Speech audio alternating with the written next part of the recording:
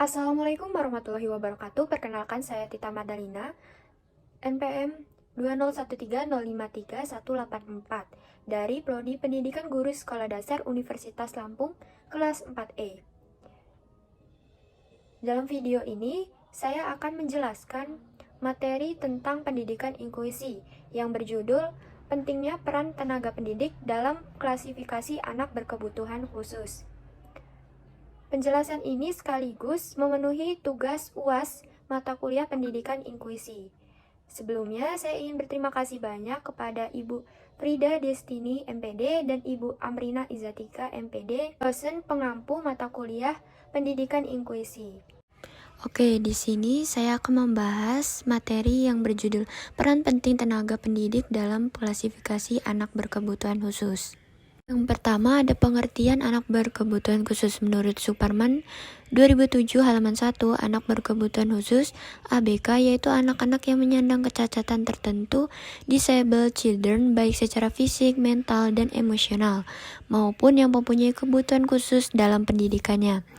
Children with special education needs.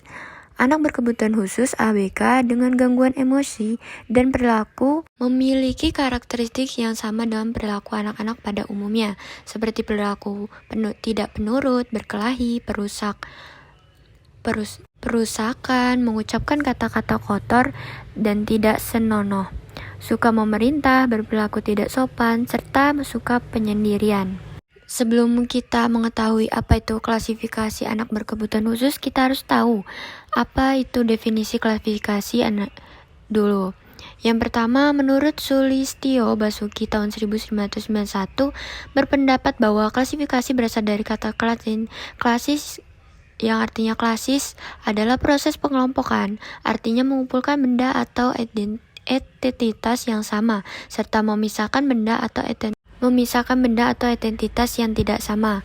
Menurut Gatot Subroto, tujuan umum dari klasifikasi adalah untuk mengelompokkan dan mengorganisasikan suatu hal dengan sistem tertentu, supaya lebih mudah untuk dikenali, dipelajari, dan dipahami perbedaannya pun persamaannya. Selanjutnya ada klasifikasi anak berkebutuhan khusus. Anak berkebutuhan khusus merupakan anak yang memiliki kelainan atau gangguan perkembangan. Anak berkebutuhan khusus memiliki perbedaan antara satu dengan lainnya sesuai dengan jenis kelainan yang dialami oleh anak tersebut. Pada buku Ilahi 2013, anak berkebutuhan khusus dikategorikan menjadi dua, yaitu anak berkebutuhan khusus bersifat sementara dan anak berkebutuhan khusus bersifat permanen atau menetap.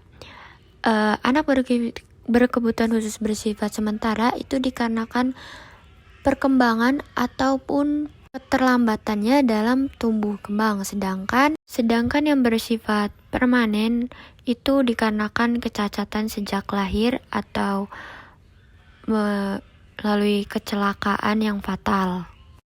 Nah, menurut klasifikasinya, anak berkebutuhan khusus itu dibagi menjadi 11, yaitu tunanetra, tunarungu, tunagrita, tunadaksa, tunalaras, autisme, ADH atau attention depression disorder, lamban belajar atau slow learner, anak berbakat, dan anak kesulitan dalam belajar spesifik.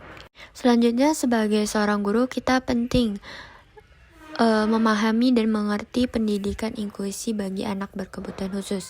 Di sini menurut Sopan dan Sevin tahun 1995, inklusi didefinisikan sebagai sistem pendidikan luar biasa untuk anak berkebutuhan khusus yang mensyaratkan agar semua anak yang memiliki berkebutuhan khusus bersama-sama selayaknya di kelas yang sama di dalam sekolah tersebut.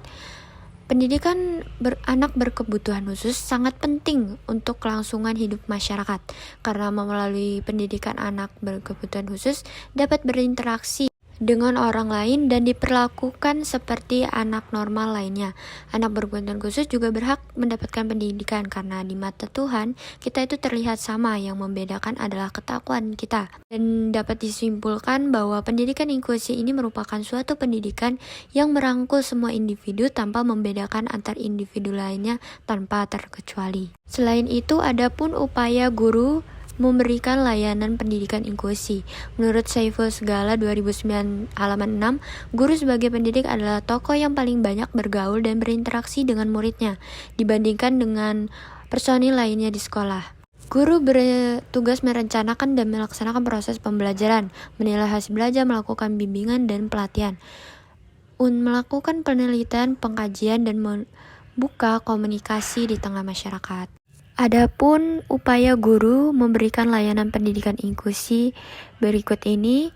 Uraian cara pendidikan layanan inklusi yang dapat diikuti oleh guru kelas untuk anak berkebutuhan khusus menurut Stanlock 2010 halaman 245, yaitu yang pertama, menjalankan rencana pendidikan individual.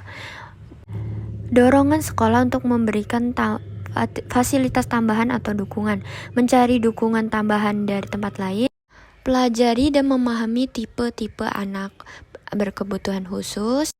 Berhati-hatilah dalam memberikan label kepada anak berkebutuhan khusus, melakukan beberapa strategi, membantu anak menerima ketidakmampuannya, dan yang terakhir, mencari media atau teknologi sebagai bahan belajar anak berkebutuhan khusus sekreatif mungkin. Jadi kesimpulannya, dari peran penting tenaga pendidik dalam klasifikasi anak berkebutuhan khusus adalah sebagai seorang tenaga pendidik atau khususnya guru yang mengajar sekolah-sekolah berisikan anak berkebutuhan khusus, kita harus memiliki kesabaran, strategi, media, dan sekreatif mungkin dalam menyusun pembelajaran yang akan diterapkan pada anak berkebutuhan khusus. Dan selain itu, kita harus memahami tipe-tipe dan klasifikasi anak berkebutuhan khusus, sehingga kita tidak melabelkan atau memberikan label khusus yang salah kepada anak. Pentingnya pendidikan inklusi ini, guru dapat membedakan anak kebutuhan khusus dengan anak normal pada umumnya. Sekian pemaparan materi yang dapat saya sampaikan. Lebih dan kurangnya saya mohon maaf. Kepada Allah saya mohon ampun. Saya akhiri. Wabillahi taufiq wal hidayah. Wassalamualaikum warahmatullahi wabarakatuh.